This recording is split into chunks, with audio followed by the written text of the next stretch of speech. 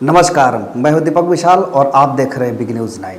बिहार में चुनाव है और इस चुनाव में चूँकि बिहार का जो चुनाव होता है इसमें बहुत सारे रंग देखने को मिल जाते हैं और आज का दिन जो है ये काफ़ी अहम है चूँकि राजनीतिक गलियारे में एक बहुत बड़ा भूचाल सा आ गया है कि महागठबंधन के एक सिपाही उपेंद्र कुशवाहा जिनकी पार्टी रालोसपा है वो एक कड़ा फैसला लेने की तैयारी कर रही है। कहीं ना कहीं लगातार जिस तरह से सीट शेयरिंग को लेकर के अभी हमने पिछली बार आपको बताया था कि सीट शेयरिंग में किस तरह से महागठबंधन में पेच फंस रहा है, इन तमाम चीज़ों को लेकर के उपेंद्र कुशवाहा जो है वो काफ़ी नाराज़ चल रहे थे महागठबंधन में और चूंकि महागठबंधन से बाहर होने की भी उनकी संभावना बन रही है। तो इस पर क्या कुछ होगा, इन तमाम मुद्दों पर चर्चा करने के लिए आज हमारा स्टूडियो मौजूद है। हमारे साथ आलोक आज़ाद जी जो कि राजनीतिक सलाहकार भी हैं और राजनीति को बहुत करीब से समझते भी हैं। तो बहुत बहुत स्वागत है आपका हमारे शो में। धन्यवाद दीपक जी। क्या लगता है कि उपेंद्र कुशवाहा कहाँ जा सकते हैं, चूँकि जिस तरह का हालात अभी बना हुआ है बिहार में, ऐसे में ये कहना बड़ा मुश्किल हो जाता है कि आखिर उपेंद्र कुशवाहा क्या कदम उठाएंगे, क्योंकि महागठबंधन से नाराज चल रहे हैं और उन्होंने कल अपने पार्टी का एक आपातकालीन बैठक भी बुलाया है। तो इस पर आपकी क्या प्रतिक्रिया? जी बिल्कुल दीपक जी, पिछले 4 सितंबर को जो हम लोगों ने परिचर्चा की थी, उसके बाद हम लोगों ने 20 सितंबर को जो परिचर्चा की थी, दोनों परिचर्चा में हम लोगों ने उपेंद्र कुशवाहा जी को लेकर चर्चा किया था अपनी चर्चाओं के दौरान। और हम लोगों ने कहा था कि उपेंद्र कुशवाहा जी बहुत ही असहज महसूस कर रहे हैं महागठबंधन में।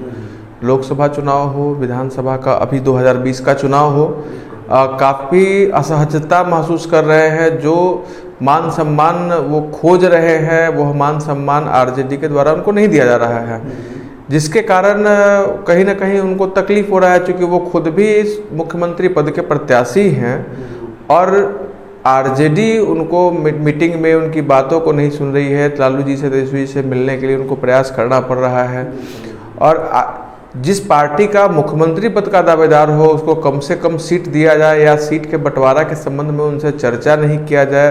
2-4 दिनों में आचार संहिता घोषित होने की स्थिति है, तो नाराजगी तो जाहिर है। आपको मैं बता दूं, हम लोगों ने इससे पूर्व में चर्चा किया था जीतन राम मांझी जी के बारे में भी, और हम लोगों का अंदेशा बिल्कुल सही निकला और जीतन राम मांझी जी महागठबंधन को छोड़ के एनडीए की तरफ रुख कर लिए। मुझे लगता है कि चिराग पासवान का जो इफेक्ट पड़ रहा है जदयू और भाजपा गठबंधन में एनडीए पर, चिराग पासवान के चिराग के तेल को कम करने के लिए जीतन राम मांझी को लाया गया है और मुझे लगता है कि उन तेल को खत्म होने के बाद उसको सुखाने के लिए उपेंद्र कुशवाहा जी को लाने की तैयारी माननीय मुख्यमंत्री नीतीश कुमार जी के द्वारा किया जा रहा है और उनके पार्टी के द्वारा। एक बहुत बड़ा कटाक्ष आपने कहा, लेकिन एक अगर हम लोग सीरियसनेस की बात करें तो कहीं ना कहीं उपेंद्र कुशवाहा जो कि वाकई में उनमें क्वालिटी है कि वो मुख्यमंत्री बन सकते हैं, तेजस्वी यादव से ज़्यादा अनुभव भी रहा है उनका, लेकिन अभी कुछ दिनों से करीब हमको लगता है कि जब से इलेक्शन कमीशन ने ये घोषणा किया था कि नवंबर तक चुनाव को ख़त्म कर देना है, उसके बाद से उपेंद्र कुशवाहा काफ़ी साइलेंट मोड में चले गए थे और जीतन राम मांझी जो कि उनका एक सहयोगी माने जाते थे, चूँकि जीतन राम मांझी, उपेंद्र कुशवाहा और ये मुकेश सहनी का एक टीम हुआ करता था। जी बिल्कुल। जिसमें जीतन राम मांझी अपना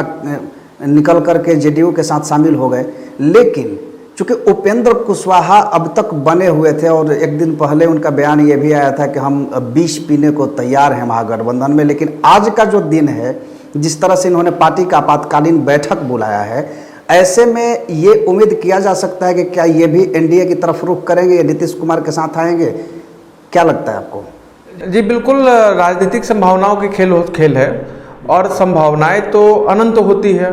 इन संभावनाओं पे हम लोग संभावना ही व्यक्त कर सकते हैं और हम लोगों की संभावनाएं यही है कि कल के रालोसपा के मीटिंग में बहुत बड़ा फैसला होने जा रहा है बिहार के राजनीतिक परिदृश्य को देखते हुए, और ऐसा लग रहा है कि महागठबंधन को छोड़ करके उपेंद्र कुशवाहा जी एनडीए की सवारी करने को तैयार बैठे हैं।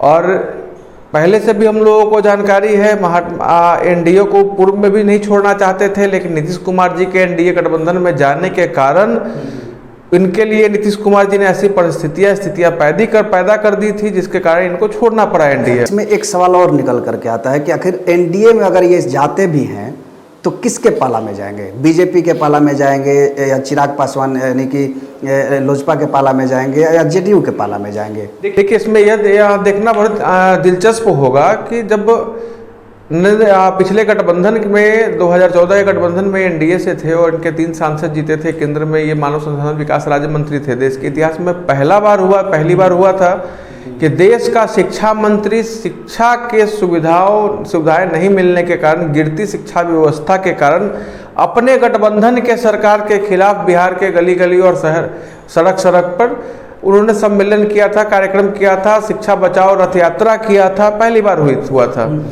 तो आज उसी शिक्षा व्यवस्था को लेके आज से 2 दिन पहले तक भी उन्होंने बयान दिया कि बिहार की गिरती शिक्षा व्यवस्था है, मुख्यमंत्री नीतीश कुमार कोई काम नहीं कर रहे हैं। तो मुझे ये समझ में नहीं आ रहा है कि आखिर शिक्षा व्यवस्था में कौन सा सुधार हो गया जिसको लेकर उपेंद्र कुशवाहा जी फिर एनडीए का कसीदा पढ़ने को तैयार बैठे हैं।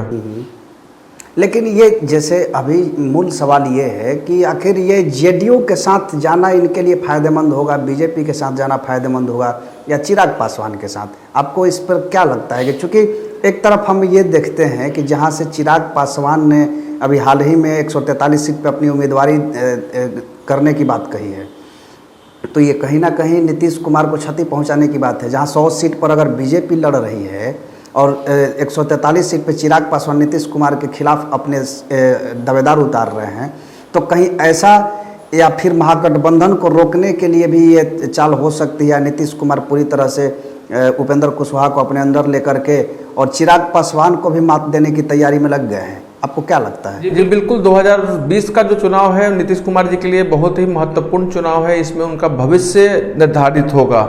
मैं फिर से कह रहा हूँ, उनका इस चुनाव में भविष्य निर्धारित होगा। या तो बनेंगे या बिगड़ जाएंगे। बिगड़ेंगे तो फिर संभलेंगे नहीं, क्योंकि उनके गठबंधन के लोग भी उनके खिलाफ साजिश किए हुए हैं। महागठबंधन भी उनके खिलाफ उनको सत्ता से उतारने में लगा हुआ है। उनके संगठन के सहयोगी हैं उनके गठबंधन के, वो भी उनको सत्ता से उतारने में लगे हैं। तो दो तरफा, घर के भीतर और घर के बाहर दोनों तरफ से उनको लड़ाई लड़ना है सरकार बचाने और सरकार बनाने के लिए।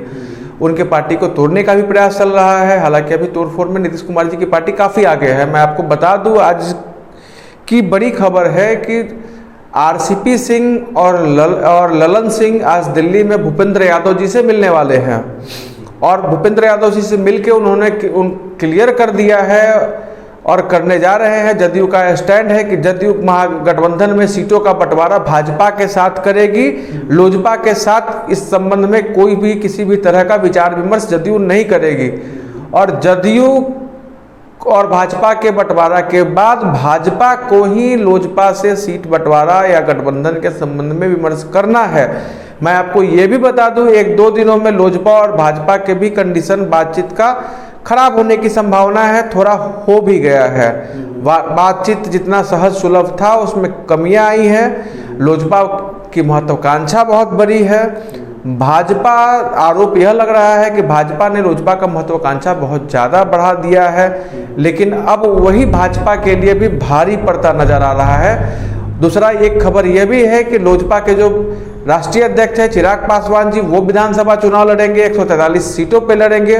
विधानसभा चुनाव लड़ने का तात्पर्य यही है कि सांसद, जो व्यक्ति खुद सांसद हो, विधानसभा चुनाव मुख्यमंत्री पद के प्रत्याशी या दावेदारी के लिए ही लड़ेगा। ऐसे भी और सिर्फ विधायक बनने के लिए तो लड़ेंगे नहीं।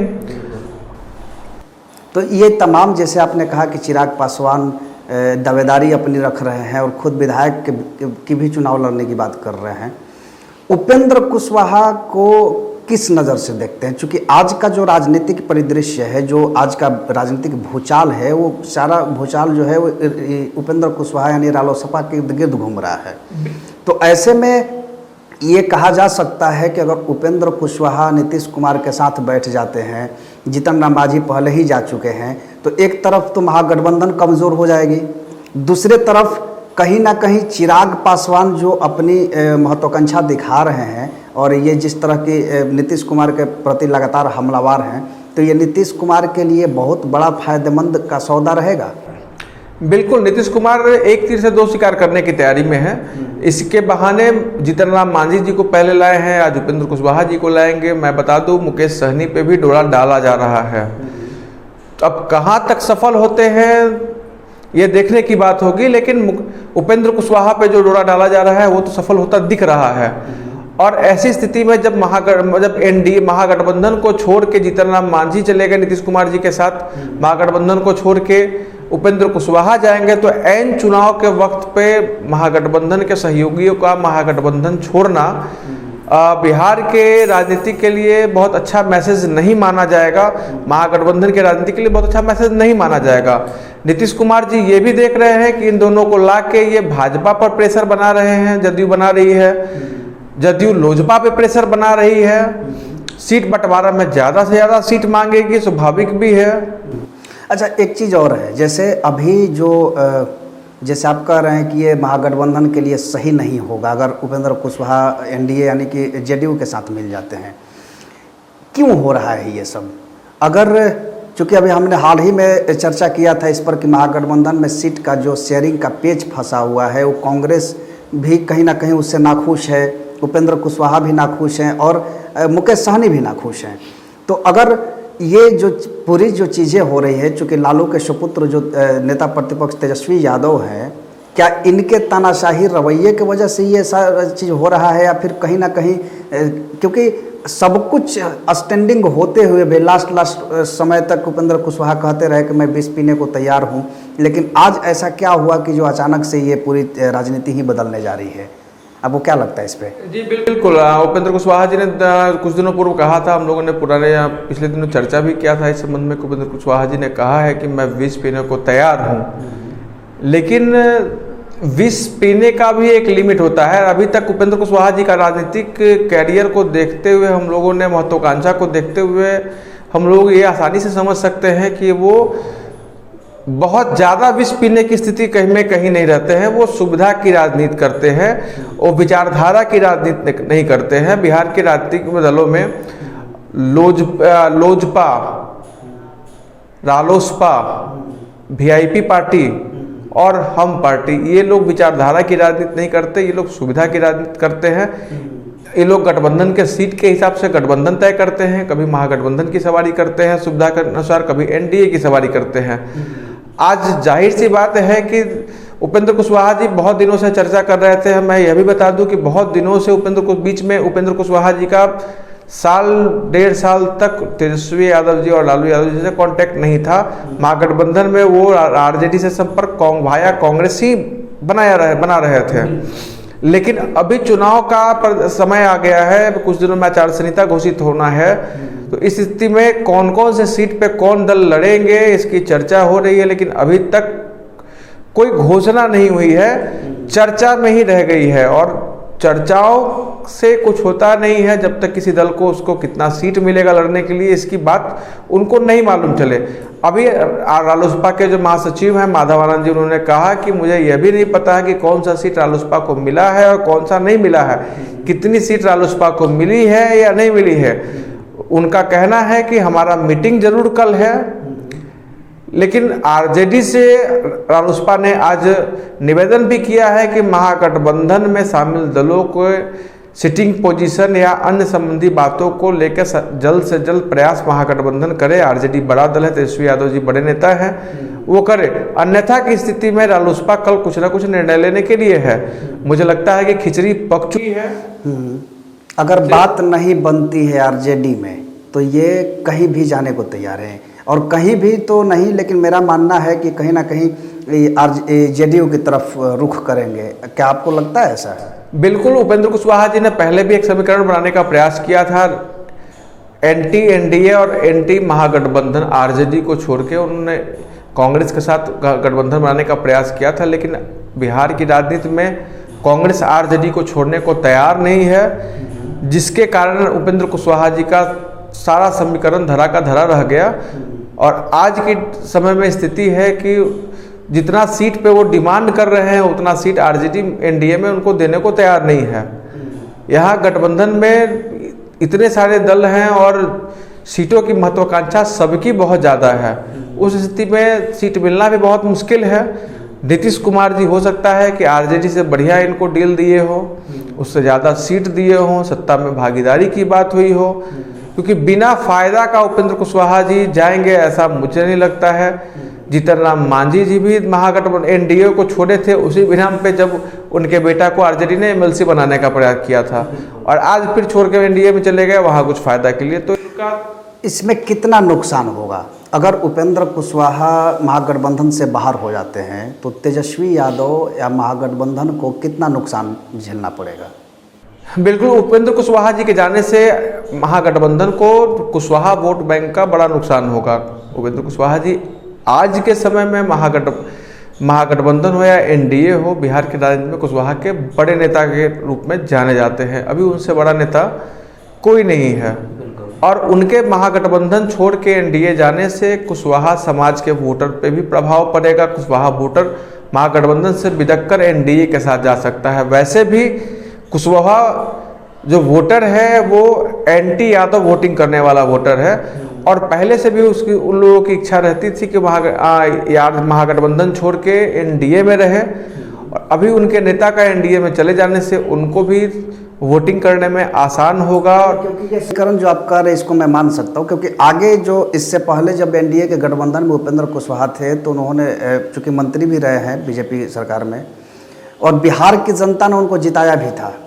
लेकिन जब वो महागठबंधन के साथ आए तो इस बार जो उपचुनाव हुआ था उसमें भी देखा गया कि उपेंद्र कुशवाहा कुछ खास नहीं कर पाए, और विधानसभा चुनाव में तो अब देखने की बात है कि अब क्या करेंगे। हालांकि अभी तो सिचुएशन कुछ और ही बन रही है।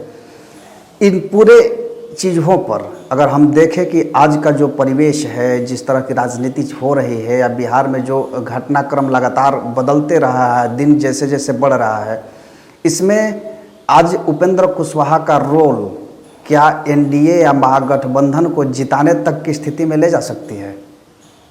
आपको क्या लगता है? एनडीए महागठबंधन दोनों का आधार अलग है, चुनाव का वोटर का स्थिति अलग है, लेकिन उपेंद्र कुशवाहा जी के महागठबंधन छोड़ के एनडीए में जाने से बिहार की राजनीति में अच्छा मैसेज नहीं जाएगा। महागठबंधन के लिए, एनडीए के लिए फायदेमंद रहेगा। उपेंद्र कुशवाहा जी के जाने से नीतीश कुमार जी का भी कद बढ़ेगा। आज नीतीश कुमार जी ऐसा नहीं हो कि उपेंद्र कुशवाहा और जीतन राम मांझी सबको लाने के बाद चिराग पासवान को कहीं एनडीए से आउट ना कर दे, क्योंकि अंदर खाने जदयू का प्रयास है लोजपा को ज़्यादा से ज़्यादा नुकसान पहुंचाने का, और लोजपा भी आर पार के मूड में है। मुझे लगता है कि चिराग पासवान के काट के रूप में जीतन राम मांझी को लाया गया है, चिराग पासवान के काट के रूप में उपेंद्र कुशवाहा को लाया गया है। भले ही उपेंद्र कुशवाहा जी 2 दिन पहले विष पीने को तैयार थे महागठबंधन में, लेकिन हम ये भी जान ले कि नीतीश कुमार जी यदि जदयू में उपेंद्र कुशवाहा को ला रहे हैं तो नीतीश कुमार जी भी विष पी रहे हैं, कि नीतीश कुमार जी बिल्कुल ही उपेंद्र कुशवाहा जी को नहीं लाइक करते हैं। हम लोगों ने पिछले 2019 के लोकसभा चुनाव में हमने देखा भी है, उपेंद्र कुशवाहा जी को अलग करने के लिए नीतीश कुमार ने हर तिकड़म लगा दिया, जिसके कारण एनडीए उनको छोड़ना पड़ गया उपेंद्र कुशवाहा जी को, और आज ला रहे हैं। तो जाहिर सी बात है, दोस्त का दोस्त दुश्मन और दुश्मन का दुश्मन दोस्त, इसी समीकरण पर नीतीश कुमार जी आगे बढ़ रहे हैं। वो इनको लेके महागठबंधन पे भी सवाल दागेंगे, इनको लेके ये चिराग पासवान पे प्रेशर पॉलिटिक्स करेंगे, भाजपा पे जदयू प्रेशर पॉलिटिक्स करेगी। यही सिस्टम चल रहा है अभी। मतलब ये एक शब्द में कहा जाए तो ये पूरा मामला जो है वो एक प्रेशर पॉलिटिक्स की तरफ बढ़ रही है, जहाँ पे चिराग पासवान को शांत करने की बातें होंगी, बीजेपी पर दबाव बनाने की बात होगी जेडीयू की, अगर उपेंद्र कुशवाहा जेडीयू के साथ आ जाते हैं तो। बिल्कुल निश्चित रूप से नीतीश कुमार जी का कद बढ़ेगा। अभी हम लोगों ने कुछ दिनों से सुना है, अभी तक जदयू बड़ा भाई के रोल में था बिहार में एनडीए में, लेकिन कुछ दिनों पूर्व उनके जो प्रदेश अध्यक्ष संजय जायसवाल जी, उन्होंने कहा कि यहाँ बिहार में कोई बड़ा भाई छोटा भाई नहीं है।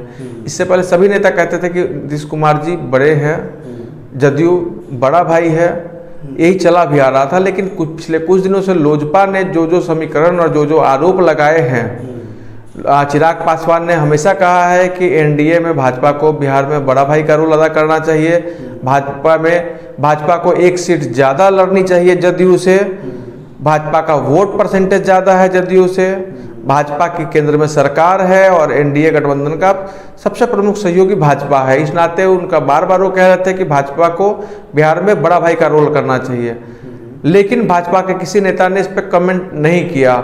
मैं समझता हूँ संजय जायसवाल जी का जो कमेंट है कि यहाँ ना कोई बड़ा है ना कोई छोटा है, दोनों भाई हैं, बराबर के हिस्सेदार हैं और बराबर बराबर सीटें बांटेगी। कहीं ना कहीं नीतीश कुमार पर प्रेशर पॉलिटिक्स की तैयारी चल रही है भाजपा की, जिसके काट में उपेंद्र कुशवाहा जी और जीतन राम मांझी जी को लाया गया है। मुझे लगता है कि इनके लाने का बड़ा कारण होगा कि सीट बंटवारा में जो लोजपा का डिमांड है या उसके लिए प्रेशर पॉलिटिक्स हो रहा है, इन दोनों के लिए भी जदयू की तरफ से प्रेशर पॉलिटिक्स होगा ताकि ज़्यादा से ज़्यादा सीट को झटका जा सके जदयू के लिए। चलिए, तो ये पूरे चर्चा का आज विषय रहा है, चूँकि जिस तरह की स्थिति रही है बिहार में, और इस स्थिति को देखते हुए हम लगातार बिहार के हर राजनीतिक गलियारे के वो तमाम खबरें आप तक पहुंचाते रहेंगे। आप देखते रहे बिग न्यूज़ 9।